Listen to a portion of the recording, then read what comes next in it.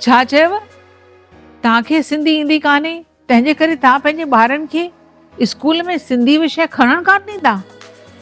छो जो तव्हां उन्हनि खे पढ़ाईंदा कीअं?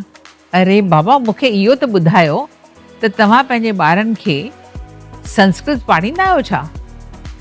पढ़ंदा आहिनि न? मैथमेटिक्स, हिस्ट्री, जोग्राफी, तव्हांखे कुझु ईंदो ई कान्हे इन्हनि ॻाल्हियुनि में पंहिंजे ॿारनि खे कुझु कराइण जो। त सिंधी त असांजी पंहिंजी मातृभाषा आहे, पंहिंजी सुञाणप आहे, ऐं इन्हनि जो ॿारनि जो ख़ासि फ़र्ज़ु आहे त पंहिंजी ॿोली खे सदाईं अॻिते वधाइनि, क़ाइमु रखण जे लाइ ज़रूरी आहे त हू सिंधी हाणे खां ई सिखनि। पंहिंजी मातृभाषा में पढ़बो न त इंटेलिजेंट लेवल वधी वेंदो आहे। इहा ॻाल्हि त तव्हांखे ख़बर ई आहे। इन जे करे त सरकार चए थी पहिरियां 5 दर्जा हर को ॿार पंहिंजी पंहिंजी मातृभाषा में पढ़े।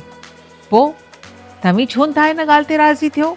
ॾिसो, तव्हांजो फ़र्ज़ु आहे सिंधी सिखणु, ऐं सिखण जी का उमिरि कान थींदी आहे। असां तव्हांजे लाइ क्लासिस था हलायूं, सिंधी कूल क्लासिस, 10 साले खां वठी 50 सालनि ताईं तव्हीं सिंधी सिखी सघो था असांजे ऑनलाइन क्लासिस में। त पोइ ॿारनि खे सिंधी ज़रूरु पाढ़ियो ऐं सरकार खे ज़रूरु लिखो त इम्प्लीमेंट कनि।